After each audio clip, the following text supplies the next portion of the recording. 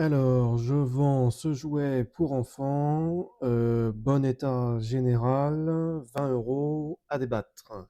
On met agence s'abstenir, hein? Ouais, agence s'abstenir. Et aujourd'hui, il y a vraiment des gens qui pensent qu'on vend une maison comme on peut vendre un jouet pour enfants. Sauf qu'un bien immobilier, généralement, c'est pas un simple objet, c'est un projet de vie, et le marché en plus est très exigeant. Même si vendre de particulier à particulier en soi n'est pas une erreur, c'est même parfois une bonne opportunité. Il reste, dans 90% des cas, des erreurs qui font perdre de la valeur à la maison. Vous souhaitez donc prochainement mettre en vente votre bien de particulier à particulier. On va voir ensemble dans cette vidéo les erreurs stratégiques que vous devez absolument éviter avant de vous lancer dans ce parcours. Bonjour à toutes et tous, je m'appelle Dylan Abbé, je suis conseiller immobilier à Villeneuve-d'Ascq. Je fais de la chasse immobilière et je travaille également pour des vendeurs. Et je rencontre très régulièrement des propriétaires qui vendent par leurs soins leur maison, et généralement ce sont des erreurs qui coûtent très cher. On va voir ensemble dans cette vidéo les différentes erreurs que vous devez éviter pour vous lancer dans ce parcours-là. C'est parti.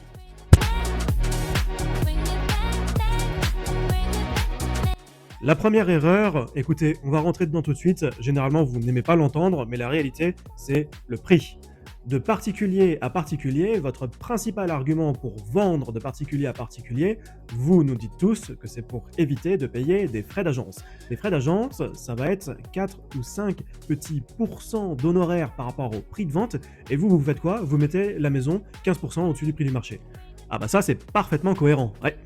Pourquoi est-ce que vous procédez comme ça? Tout simplement parce que vous regardez les annonces qui sont disponibles en ligne et vous vous dites que votre maison présente des meilleurs avantages par rapport à ce que vous avez vu. Ah mais ma maison elle a une plus grande baignoire, ah ben moi j'ai refait ma peinture ici, ah mais moi j'ai un petit cellier en plus. Et donc à chaque petit argument supplémentaire, vous gonflez un peu votre prix.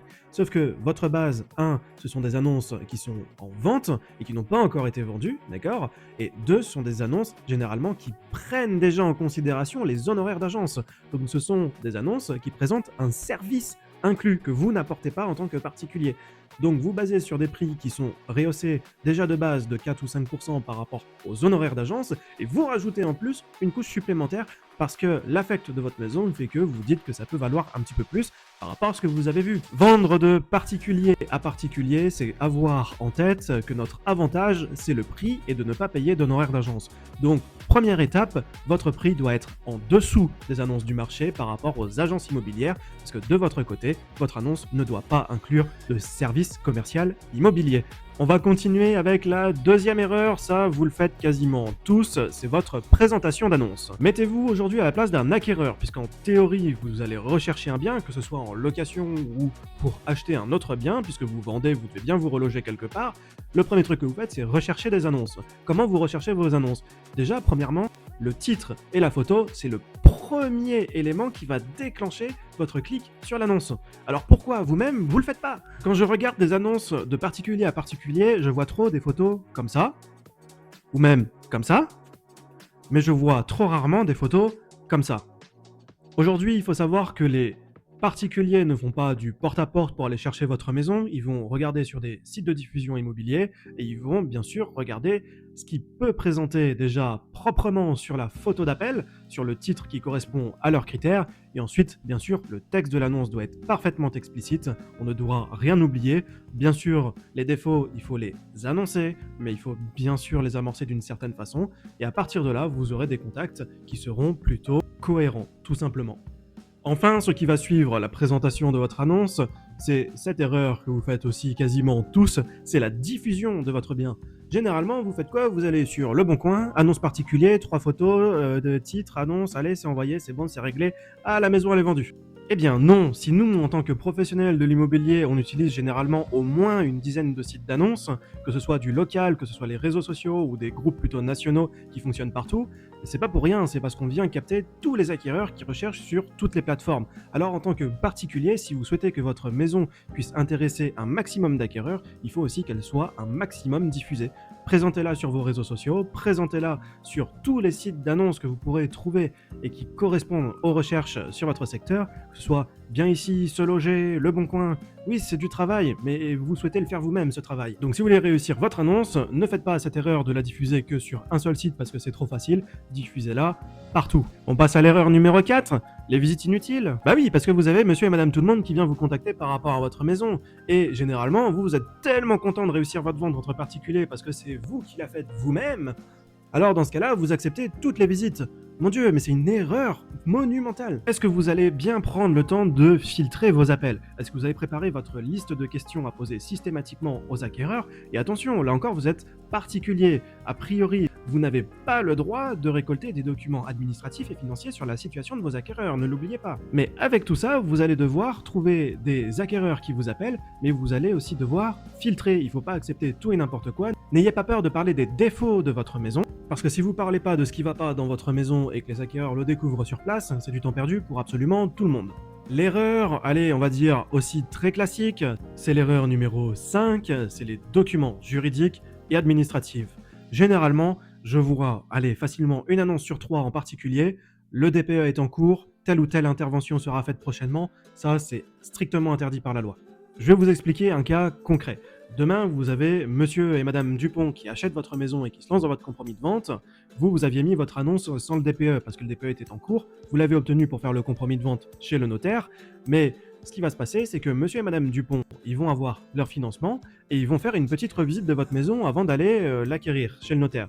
Donc bien sûr, petite étude de travaux, embellissement, on fait la visite, et là, monsieur et madame Dupont, ils se rendent compte que cette maison n'est pas tout à fait faite pour eux, toutes les conditions suspensives sont levées, ils savent pas comment sortir de la vente. Donc, ils vont se rapprocher d'un conseiller juridique, le conseiller juridique va reprendre votre annonce, va voir que sur votre annonce, vous n'aviez pas affiché votre DPE au moment de la vente, là, votre vente, elle est annulée. Vous pouvez rien faire, vous récupérez aucun frais, c'est terminé.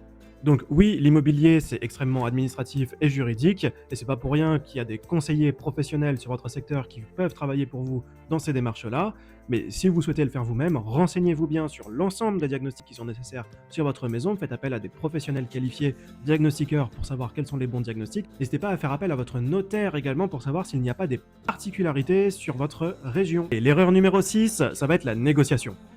C'est votre maison, donc forcément, c'est aussi très personnel. C'est vous qui avez fait vos propres travaux, qui avez fait votre décoration. Donc si quelqu'un vient chez vous et qui fait une offre qui est un peu en dessous du prix, vous allez le prendre forcément personnellement et vous allez vous sentir visé par cette offre. Grosso modo, vous allez vous braquer et vous passez potentiellement à côté d'une vente. En tant que professionnel intermédiaire dans l'immobilier, on a l'obligation de vous présenter les offres qui sont émises. Moi, à titre personnel, si des acquéreurs décident de faire une offre mais qui ne me présentent pas des arguments qui sont solides pour pouvoir la défendre, écoutez, je vais aller dans votre sens, ça sert à rien de négocier. Par contre, si à contrario, vous avez une fuite dans une toiture et que ça a été repéré, analysé et chiffré, eh bien, on comprendra que c'est tout à fait normal d'aller négocier sur ce terrain-là. Donc effectivement, les expertises seront faites et je vous accompagnerai pour trouver le juste milieu sur la négociation et pas se faire avoir sur les sentiments. Il faut vous retirer cet aspect émotionnel, impérativement. Allez, l'erreur bonus, c'est une erreur qui vient englober tout ça. Si vous avez fait une ou plusieurs erreurs qui sont présentes dans cette liste d'erreurs à éviter dans les ventes de particulier à particulier, eh bien il y a de grandes chances que votre bien soit désormais grillé. La plupart du temps, c'est à partir de là que vous faites appel à une agence, et là vous allez voir que l'agence va patauger derrière. Pourquoi ? Parce qu'en fait, vous avez cassé votre annonce. C'est pas la faute de l'agence, c'est parce que en amont, vous avez présenté un bien, ça n'a pas fonctionné. Qu'est-ce qui se passe ? Pourquoi est-ce qu'on dit qu'un bien est grillé dans ces conditions ?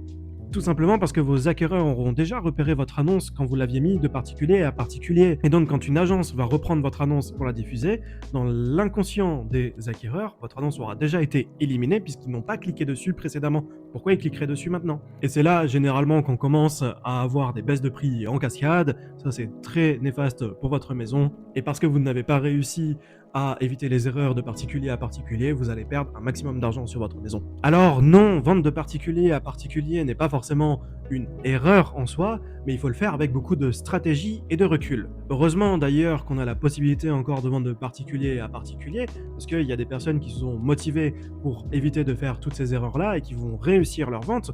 Fort heureusement, mais il faut aussi être entouré, avoir un bon notaire, un conseiller financier. Aujourd'hui, le marché est véritablement plus exigeant que jamais et chaque erreur que vous allez effectuer risque de vous coûter très cher. Alors, si vous avez un projet de vente ou que vous avez une interrogation sur votre stratégie ou tout simplement sur votre prix de vente, j'ai mis en place un site internet dh-imo.fr. Si vous êtes dans le 59 ou le 62, je viens chez vous, ce rendez-vous est gratuit et on analysera ensemble votre stratégie de vente.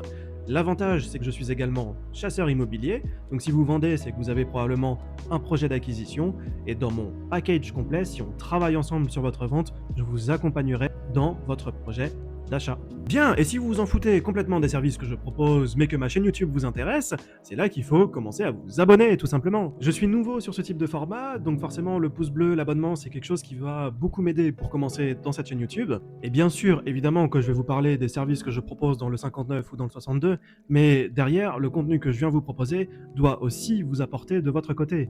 Là, techniquement, si demain vous vous lancez dans une vente de particulier à particulier, vous avez toutes les erreurs stratégiques à éviter, et ça, c'était gratuit et fourni. Mesdames, messieurs, c'était Dylan Abbé, conseiller immobilier à Villeneuve-d'Ascq. J'espère que cette vidéo vous a plu et je vous dis à bientôt. Bye bye!